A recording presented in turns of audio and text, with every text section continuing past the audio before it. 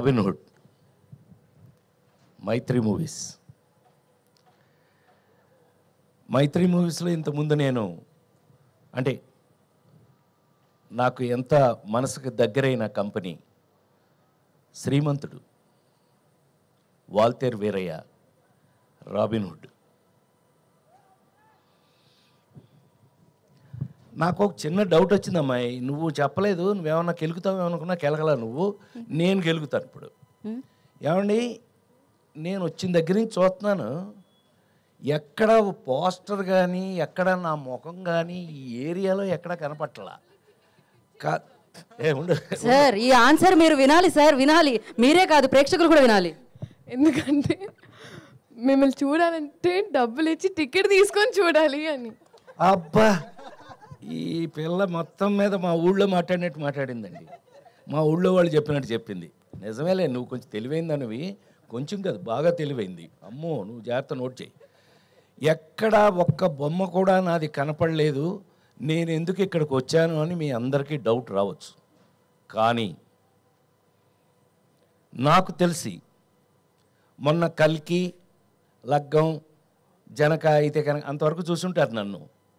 కానీ గుండె మీద చేసుకు చెప్తున్నాను, ఈ మధ్యకాలంలో యాక్టర్గా రాబిన్హుడ్ సినిమాలో నటించిన తర్వాత ఒక్కసారి మళ్ళీ నాకు నా పాత హీరో రోజులు గుర్తొచ్చాయి. హీరో రోజులు అని అంటే లేడీస్ టైలర్ దగ్గర నుంచి హీరోగా యాక్ట్ చేసినంత వరకు చప్పట్లు కొట్టాలి అక్కడ. ఎన్ని ఇంకా అయ్యే సినిమాలు చూస్తున్నారు కదా, ఎంటర్టైన్మెంట్ అండి. ప్రైమ్ మినిస్టర్ దగ్గర నుంచి మీ వరకు అందరూ చూశారు కదా. అలాంటి రోజులు మళ్ళీ నాకు గుర్తు చేసిన రాబిన్హుడ్ సినిమా. అంటే ఇవాళ యాక్చువల్గా మ్యూజిక్ మీద ఎక్కువ వాళ్ళు మీడియా మొత్తం మ్యూజిక్ మీద వెళ్ళి ఉంటుందేమో. ఒక్క సీన్ నాదేస్తే మీకు ఓపెన్గా, నితిన్ నాకు బిడ్డ లాంటి వాడు, ఊరికే నా ముందు నేను హీరోని అని అట్లా ఏం అసలు నాకు హీఈస్ లైక్ మై సన్. అట్లాగే శ్రీలీల మా పిల్ల. ఇవాళ కొత్తగా మాకు జాయింట్ అయినవాడు ఎవరో కానంటే వెంకీ కుడుముల.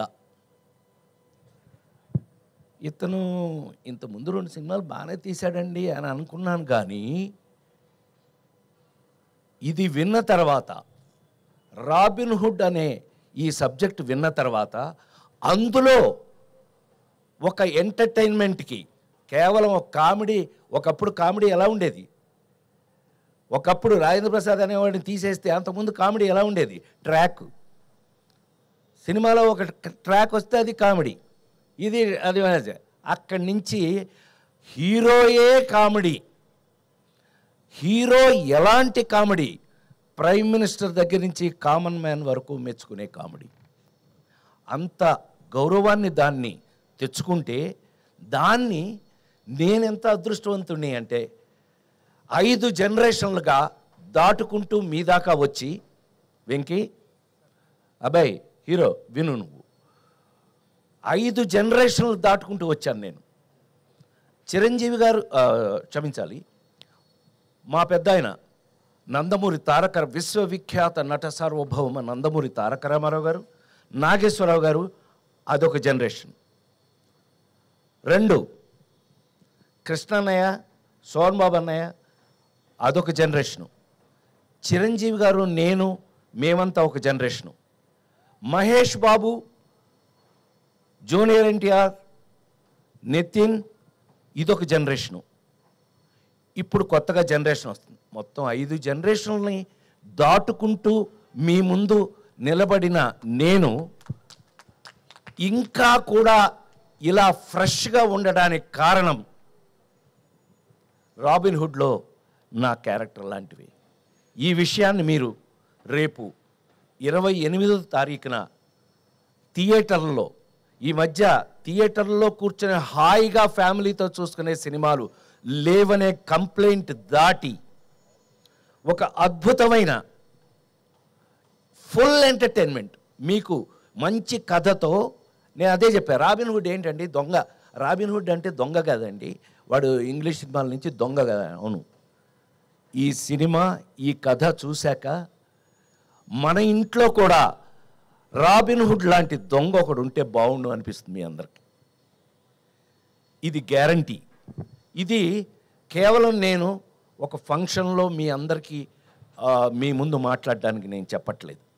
100% ఒక అద్భుతమైన కథతో ఎంటర్టైన్మెంట్ దాంట్లో మిక్స్ అవుతూ ఈ సినిమా చూసి బయటకు వచ్చేటప్పటికి మా హీరో చెప్పినట్టుగా మేము నలుగురమే గుర్తుంటామండి. లేదంటే సత్యంగా నేను నా పేరు మార్చి వేరే పేరు పెట్టుకుంటాను. అంత కాన్ఫిడెంట్గా అంత ఎంజాయ్ చేస్తూ నేను ఆ రోజుల్లో హీరోగా చేసిన రోజులు గుర్తొచ్చినాయి అంటానికి కారణం అది. ఆ రోజుల్లో ఇలాగే ప్రతి సీన్ని ఎంజాయ్ చేసి ప్రాక్టీస్ చేసి దాన్ని పర్ఫెక్ట్ చేసి యాక్ట్ చేయటం జరిగేది. ఈ రోజుకి ఇన్ని రోజుల తర్వాత మళ్ళీ నేను ఈ సినిమాని అలా చేయటం జరిగింది అని 100% గుండె మీద చేసుకు చెప్తున్నాను. అట్లాగే ఈ సినిమాలో మనకు ఉన్న అదృష్టం ఏంటంటే మా నిర్మాత రవి చెప్పినట్టు అన్ని డిపార్ట్మెంట్స్లోనూ మ్యూజికల్గా టెక్నికల్గా అన్ని డిపార్ట్మెంట్స్లోనూ అందరూ ఇష్టపడి చేశారు. నాకు అసలు ఇవాళ ఈ మధ్య చాలా కాలం అయిందమ్మా ఇంత ప్లెజెంట్ ఫంక్షన్ ఇంత ప్లెజెంట్గా ఉండటం ఈ మధ్యకాలం చాలా రోజులైంది. అసలు టు బి వెరీ ఫ్రాంక్ నువ్వు అన్నమాట 100% నిజం. ఇంత ప్లెజెంట్గా ఉంది, ఇంత పాజిటివ్ వైబ్రేషన్తో ఇవాళ జరుగుతున్నటువంటి ఈ ఫంక్షన్ నిజంగా మీరందరూ మా మీద ఎంత ప్రేమతో వచ్చారో మాకు తెలుసు. దయచేసి నోట్ చేసుకోండి, 28వ తారీఖు నుంచి ఈ నెల 28వ తారీఖు నుంచి దయచేసి థియేటర్లోనే చూడండి. ఆ సెల్ ఫోన్లోనూ ఆ ఇంట్లో టీవీల్లోనూ. ఎస్ సినిమా ఇంటికి వచ్చేసింది. ఎస్ సినిమా అనేది ఇంటికి వచ్చేసింది. ఓటీటీ పేరు మీద వేరే ఏ పేరు లేదా అయితే ఏమే మొత్తం మీద సినిమా ఇంటికి వచ్చేసింది. కానీ నిజంగా థియేటర్లో కూర్చుని ఫ్యామిలీతో సహా చూడగలిగినటువంటి ఒక అద్భుతమైన సినిమా మనకు దొరికితే కనుక అంతకు మించిన ఎంటర్టైన్మెంట్ నాకు తెలిసి ప్రపంచంలోనే సినిమా అంటే అద్భుతమైన ఇంట్రెస్ట్ ఉన్నది ఇండియాలో, అందులోనూ మరి ముఖ్యంగా సౌత్ ఇండియాలోనూ, అందులో మరి ముఖ్యంగా తెలుగు వాళ్ళకి సినిమా అంటే ఎంత ఇష్టమో నాకు తెలుసు. నేను 48 సంవత్సరాలుగా సినిమాలో ఉన్నాను. నేను మీ అందరి ముందు ఈ రోజుకి నాకు ఇంత అద్భుతమైనటువంటి అవకాశం ఇచ్చిన నా కంపెనీ నా మైత్రి మూవీస్.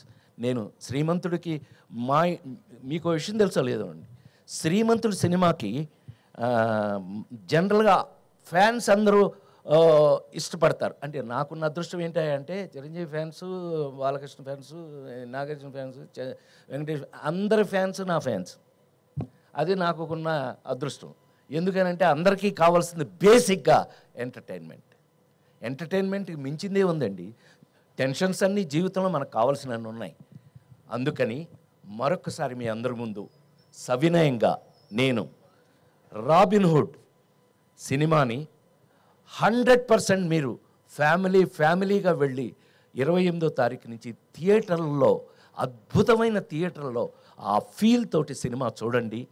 మీకు ఎంజాయ్మెంట్, మీరు హాయిగా అనుకున్న ప్రతి ఐటము ఈ సినిమా లేకపోతే నేను దానికి బాధ్యుణ్ణి అని మరొకసారి మీ అందరి ముందు సవినయంగా మనవి చేస్తూ, నాకు ఇంత అద్భుతమైన అవకాశం ఇచ్చిన నా కంపెనీ, సరే నా మైత్రి మూవీస్ నా సొంత కంపెనీ చెప్పాను కదా శ్రీమంతుడికి, I should thank Venky Kudumula.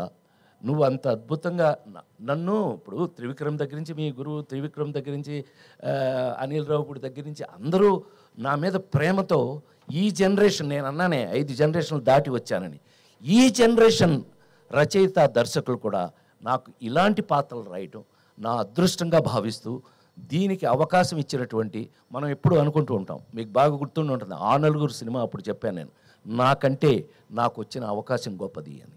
So ఇలాంటి అద్భుతమైన అవకాశం దొరికినందుకు మేము నిజంగానే, అంటే ఇవాళ ఎంటర్టైన్మెంట్లో ఛాలెంజ్ చేసి చెప్పడం కొంచెం కష్టంగానే ఉంది. ఎందుకంటే కామెడీ షేప్ కొంత మారుతూ వెళ్తుంది, కొంత బూతు ఆ టైప్లో వెళ్ళిపోతుంది. అలాంటి స్టేజ్లో మళ్ళీ మా హీరో చెప్పినట్టు ఒక అద్భుతమైన ఆర్గానిక్ కామెడీ అన్నాడు. అద్భుతమైన మాట అన్నావు. ఇది నేను ఎప్పుడు గుర్తుపెట్టుకుంటా. అద్భుతం. ఆర్గానిక్, మనకి ఆరోగ్యం కోసమే ఫుడ్డే ఆర్గానిక్ మారిపోయినప్పుడు, ఆ మందులే ఆర్గానిక్ మారిపోయినప్పుడు, మనం సినిమాని కూడా ఆర్గానిక్గా మార్చడానికి ప్రయత్నిస్తున్నందుకు, కనీసం అలాంటి ప్రయత్నం చేసినందుకు వెంకీ కుటుంబలకి నేను ఒక అద్భుతమైనటువంటి అప్రిషియేషన్ ఇస్తూ, నా తరఫున, అంటే కొంచెం సీనియర్ కాబట్టి నేను అప్రిషియేషన్ ఇస్తూ, ఈ సినిమాని దయచేసి థియేటర్లో మీరు చూడండి. మీకు ఏమాత్రం నచ్చినా మీరు మమ్మల్ని గుర్తు చేసుకోండి. అదే ఈ జన్మకి నాకు చాలు అని మరొకసారి మనవి చేస్తూ, ఈ అవకాశానికి మరొకసారి కృతజ్ఞతలు తెలియజేస్తూ, మీడియా వాళ్ళందరికీ నమస్కారం. Thank you. Thank you sir, thank you so much. దొంగతనం అన్నావు కదా, ఆగు, నేను మర్చిపోయాను అనుకున్నావా? నువ్వు ఎప్పటి నుంచి నాతో ఏమండి నిజం చెప్పమంటారా అబద్ధం చెప్పమంటారా మహారాజా? నిజమే చెప్పవాయా అన్నాడండి మహారాజు. నిజమే చెప్పవాయ్ అని. మా నాన్నగారు స్కూల్ టీచర్ అండి, military school teacher. So school teacher అండి. ఎంత స్ట్రిక్ట్ అని అంటే, మీ అందరికీ చిన్న ఐడియా ఉండి ఉంటుందిగా, నేను ఎన్టీ రామారావు ఇంట్లో పుట్టాను. ఆ ఇంట్లో మేము అద్దెకుండేవాళ్ళం 24 సంవత్సరాలు, అక్కడే పుట్టాను నేను. సరే, అది మా నాన్న ఎంత స్ట్రిక్ట్ అని అంటే, హరికృష్ణ అల్లరి చేస్తే హరికృష్ణ కొట్టలేక మమ్మల్ని కొట్టేవాడండి ఆయన. నన్ను కొట్టారంటే నవ్వుతున్నావా నువ్వు, నీ సంగతి చూస్తానే వస్తున్నాలే బయటికి. అలాంటిది ఆయన ఎంత స్ట్రిక్ట్గా ఉంటాడండి. అలాంటిది ఏదన్నా ఎప్పుడన్నా బజార్కి వెళ్ళి ఆ శనగపప్పు ఉండలు అవి ఏమన్నా తిందామంటే డబ్బులు ఏం చేయాలి? మా నాన్నగారి జేబులోంచి 5 పైసలు కొట్టేశానండి.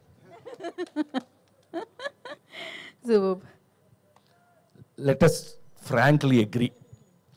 ఈ విషయం ఇంతవరకు బహుశా తెలిసే అవకాశం లేదు. సో చిన్నప్పుడు అలాంటివి అసలు వీటికంటే మరి ముఖ్యంగా ఏంటంటే, మా ఇంట్లో 4 బ్రదర్స్ 2 సిస్టర్స్ అయితే అందరిలోనూ మా నాన్నగారి దగ్గర ఎక్కువ దెబ్బలు తింది నేనే.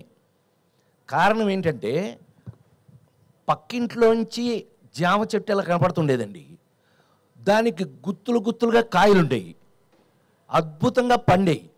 ఎవడు ఊరుకుంటాడంటే చూస్తూ మనం పైకెక్కి మా నాన్న లేదు స్కూల్ నుంచి వచ్చేటప్పుడు చాలా టైం అవుతుంది, కరెక్ట్గా మనం చెట్టు పైకెక్కి కరెక్ట్గా కాయలు కోసేటప్పుడు ఆ ఇంటి ఓనర్ ఒక ఆవిడ, పాపం మొగుడు లేడు ఎవరు లేరు, ఆవిడ ఒక్కతే ఉండేది. ఆవిడ వచ్చి కింద కర్రచుకుని ఉంచునేది. మా నాన్న వచ్చేదాకా నుంచుని మా నాన్నగారు రాగానే చూడండి మీ వాడని చెప్పేది. ఈయన పైకి చూసి పొయ్యిలో పెడతారు పేళ్ళు, ఐడియా ఉంది కదా, ఆ పేడు ఇరిగేదాకా కొట్టేవాడు మా నాన్న. సో ఇలా చాలా దొంగతనాలు దెబ్బలు. కానీ నేను గోపాలకృష్ణ లాంటి వాడిని దొంగతనం చేసే పైకి వచ్చాను. Thank you very much. Thank you Rajendra Prasad గారు, థ్యాంక్ యూ సో మచ్.